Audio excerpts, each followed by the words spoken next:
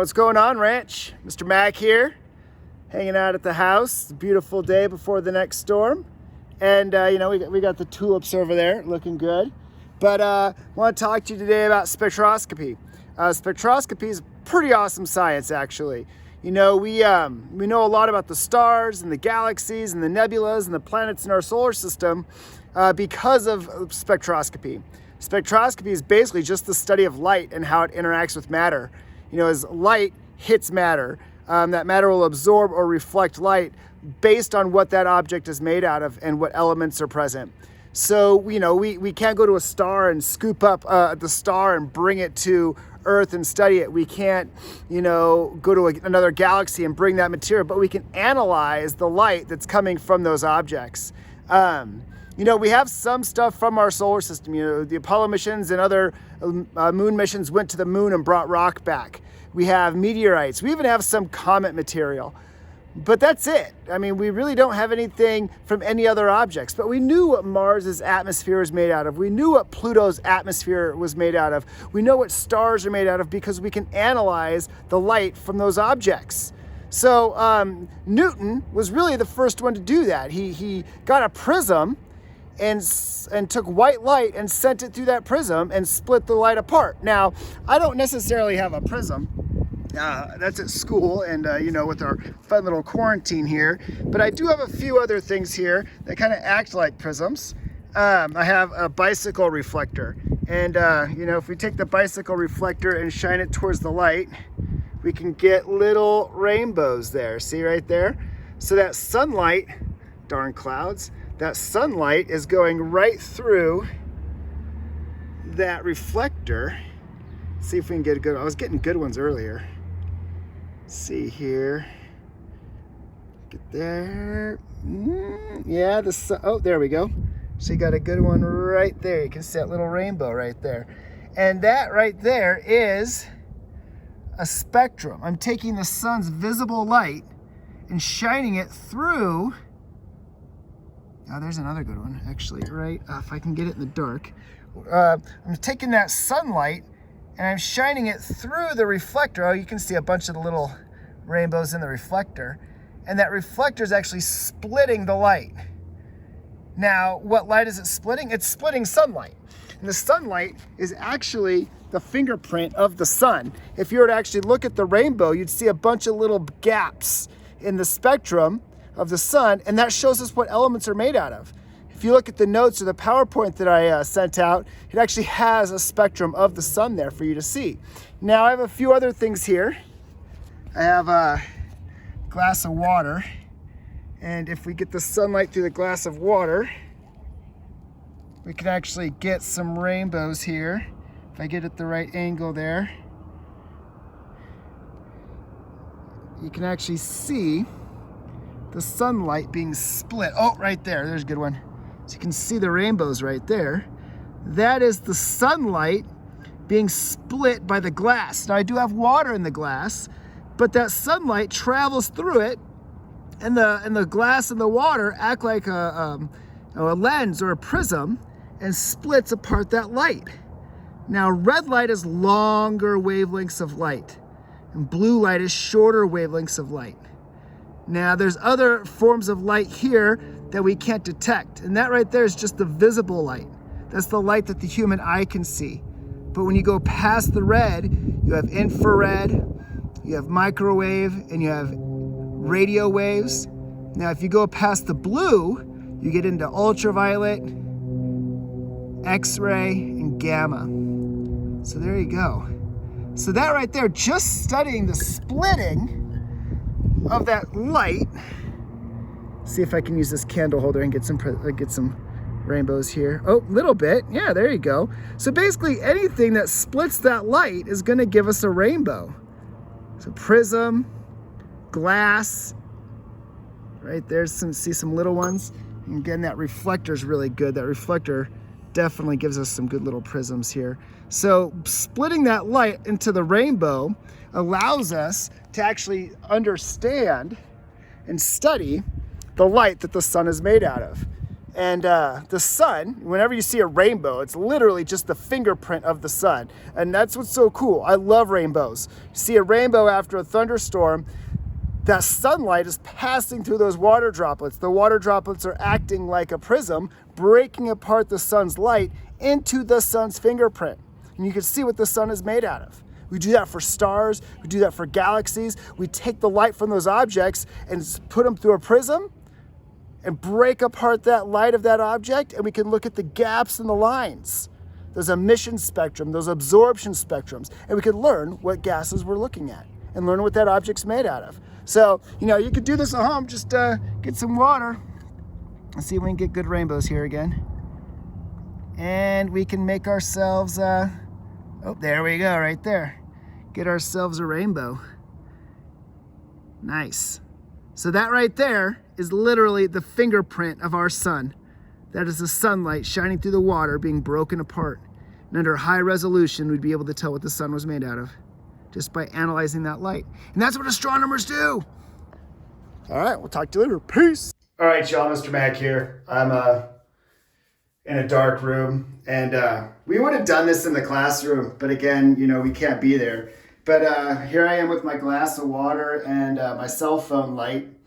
And you try this at home. I mean, I would have given you all prisms, but you can actually try this at home. Get a clear glass of water, make sure it's glass and not a plastic cup, and just use the cell phone light on your phone.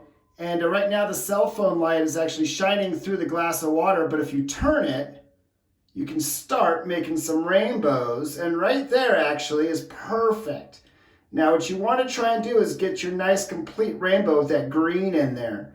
So there it is, right there. So you have your red light right there, and then you can look long wavelength red, and then orange, yellow, green, blue, and then violet. Violet is the shortest wavelength, red is the longest wavelength.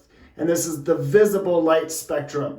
That's what we do most astronomy in, because that's the easiest. Now, other telescopes around the world, you have radio telescopes. In space, you have X-ray telescopes.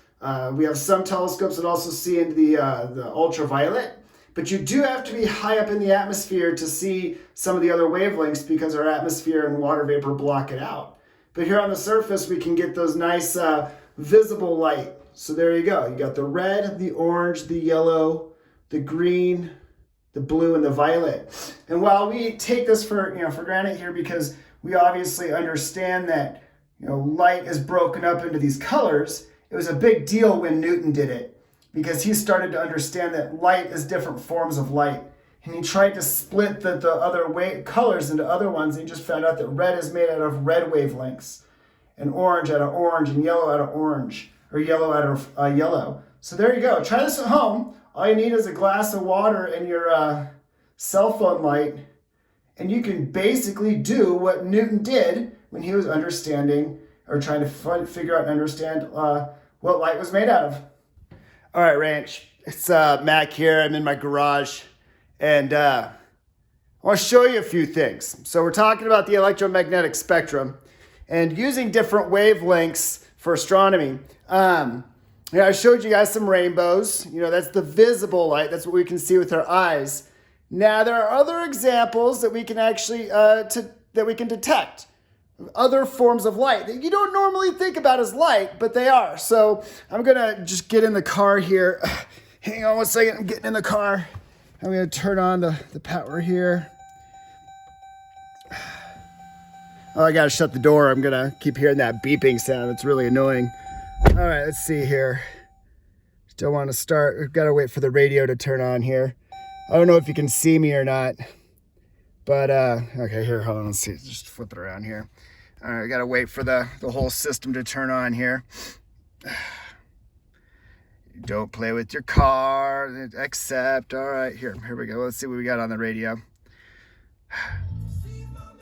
All right. We got some radio. Oh, we had some Bob Marley going. There we go. All right. Ah, yeah, the reggae man. All right. So here, let's go and turn that down a little bit there. And if you go to AM, and you listen to static, right there, static, that's radio waves. Believe it or not, that is a form of light, okay? Those are radio waves. Now, most of those radio waves that you're hearing are radio waves from Earth, okay? Radio stations, radio disturbances. But believe it or not, a very small amount, about 1% of that static is the leftover cosmic background radiation of the universe. So we are actually detecting the leftover radiation from the universe, about 1% of that static.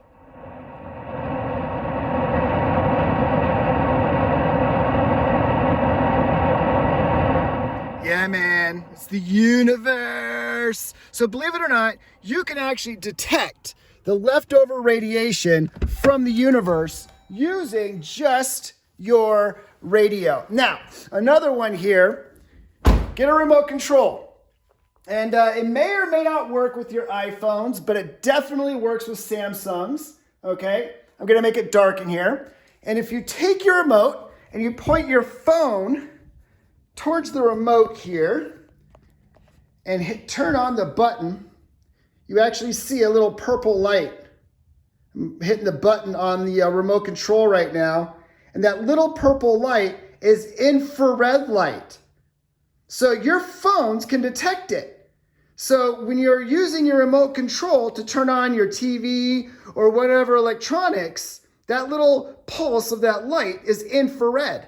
You can't see it because the wavelengths are long, because it goes radio wave, then microwave, and then infrared, then red light, and then into the visible spectrum, but right there. Now I'll turn on the light in the garage here so you can see that, yeah, there's my remote right there. And we may not be able to see it here because I have the light on. Oh, yeah, you really can't. I mean, you can detect it just a little bit. But right there, infrared light. Perfect. That's how your remote control actually works, is it uses infrared light. Now, if you've ever, gotten a sunburn or anything like that, let's see it, go out here to the outside.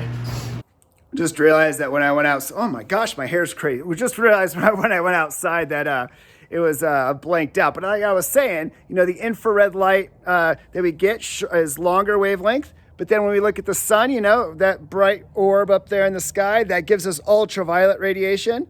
So if you've ever had a sunburn, that is the ultraviolet radiation from the sun. It's not infrared, it's not heat. It's actually the shorter wavelength radiation you get from the sun. So think about like when you're skiing and things like that and it's cold and you get sunburnt, that's because it's ultraviolet radiation. And we actually are exposed to quite a bit of ultraviolet radiation here in Colorado because of our altitude. We have less atmosphere above us blocking that infrared radiation out. And if you've ever broken a bone or had to get an X-ray, that's even shorter wavelength radiation. That's why you have to wear that lead vest and things like that when you're getting an X-ray. So they protect you from that. And then, of course, cosmic gamma rays. Yeah, they don't actually reach the surface of the Earth just because our atmosphere absorbs a lot of that. But they do have gamma ray treatment here on Earth, which is generally used for some extreme forms of medical conditions and stuff like that. So we use the electromagnetic spectrum for a lot of different things. But I want you to think about this. The electromagnetic spectrum from radio wave all the way to gamma ray only accounts for 5% of what we can see in the universe. 5%. That's it. The other 95% is dark matter and dark energy. But even just seeing that 5% using the electromagnetic spectrum allows us to learn a lot more about our universe. Yeah. What's going on, Falcons? I thought I'd show you some of my favorite rainbow photos. The first one here is one that I took in Iceland. Just phenomenal. You can actually see a student down in the lower right-hand corner for scale. This is one of my favorite rainbow pictures, one of my favorite waterfalls in Iceland. The water comes cascading down the cliff, and when it hits the cliff or falls off the cliff, it hits a little layer of rock there on the left side, splashes it, forming that mist, and then the low-angle sunlight goes through those water droplets, forming that just phenomenal rainbow. This next one here is one that I took in Hawaii. That's Hilo Bay right there. And this is a view from our hotel room on our student trip.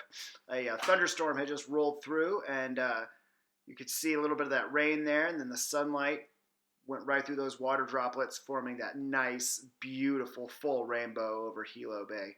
Just unexpected treat. It's kind of a unique rainbow here. This was happening right as the sun was setting in the San Juan Mountains. We had a thunderstorm that came through, and the sun was peaking right underneath that thunderstorm as it was setting. And again, I want you to notice what colors are vivid in this rainbow. So it has nice, vivid red and orange. Not a whole lot of blue and violet. And a lot of that has to do with the sun really low in the sky. And when the sun's low in the sky, you are getting the longer wavelengths of sunlight that scatter. And that's why when the sun sets, you tend to get those reds and oranges and amber colors during the sunset, because they're longer wavelengths that are scattering through the atmosphere. It's also why the sky is blue. When the sun is higher in the sky, the blue and violet light gets scattered first, and that blue and violet light scatters throughout our atmosphere, causing our sky to be blue. So there you go. So I reference the sun's spectra quite a bit, and I talk about rainbows. I get all jacked up about rainbows because rainbows are literally the fingerprint of the sun. And this right here is the sun's spectra. If you could look at a rainbow under high resolution, this is actually what you would see. So astronomers look at stars with spectroscopes, and they see this. We used a spectroscope on our sun, and this is the result.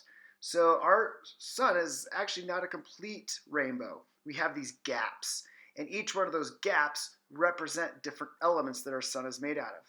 Now, our sun is mostly made out of hydrogen and helium. So some of those lines represent hydrogen and helium. There's also some magnesium and some sodium and other elements, calcium in our sun. And those lines in that spectra represent the different elements. So this is why spectroscopy is so cool, because we can look at different objects in space with spectroscopes and see those lines and determine what that object is made out of. That's how we knew Mars's atmosphere is carbon dioxide and Pluto's atmosphere is methane and nitrogen. And that's how we know older stars like Betelgeuse have less hydrogen and helium and more heavier elements. We don't actually need to go to those stars to know what they're made out of. Now, going to the other planets with spacecraft and robots give us more ideas on what formed them and some of those processes that occur. So spectroscopy is great because it can help us with that stuff. But then going there obviously is the best option, because then we can see and do better analyzing of the surface of places. But spectroscopy is great for those stars and distant places. Now, I think it's important for us to talk about some of the basics here. So spectroscopy is the way we study light and how it interacts with matter. So think about the light going through a prism or some sort of medium that splits out the light so we can see the different colors of the spectrum. That's a form of spectroscopy. Now, a spectroscope is just the instrument that we use to break apart that light. So we could use starlight to see what stars are made out of, and we can look at the light from galaxies and nebulas and see what they're made out of. Now, we are studying light, which is just a form of energy, electromagnetic radiation. And the electromagnetic spectrum is all of those pieces of that. When we talk about things from radio waves all the way to the short end of the spectrum to gamma rays, it's all part of the electromagnetic spectrum, and they all move at the speed of light, which is 186,000 miles per second. So that means when you look at the moon, you're seeing the moon as it looked 1.5 seconds ago, because the moon is 250,000 miles away. The sun is 93 million miles away, so we're actually getting light from the sun that's 8 minutes old. So the most distant galaxies in the universe are 13.8 billion light years away. That means we're seeing those objects as they looked almost 14 billion years ago. And we talk about all these different parts of the electromagnetic spectrum, and here they are. So this shows you that with radio waves, you have longer wavelengths. They're less energetic. But as you go from radio to microwave to infrared, the wavelengths get shorter and shorter and shorter and more energetic. And you get to the visible spectrum, the part of the electromagnetic spectrum that we can see. And a lot of astronomy is done in the visible spectrum. And then we get on to the other side, the ultraviolet, where the wavelengths get shorter and shorter and shorter. The ultraviolet's what causes your sunburns and skin cancer. X-ray, super short radiation. And that's why they only allow you to get a certain amount of X-rays per any given time, and you have to wear that kind of head oh my gosh, heavy lead vest when you go in and get an X-ray.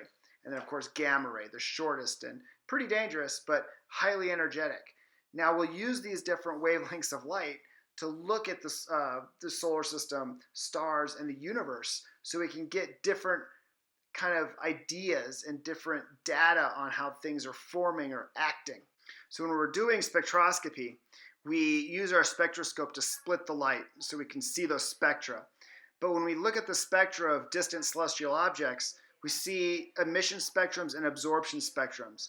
So when you see an emission spectra, you're going to see individual lines. So when you look below, you see hydrogen's emission spectra. You see a red line, a teal line, and a couple of like violet and blue lines.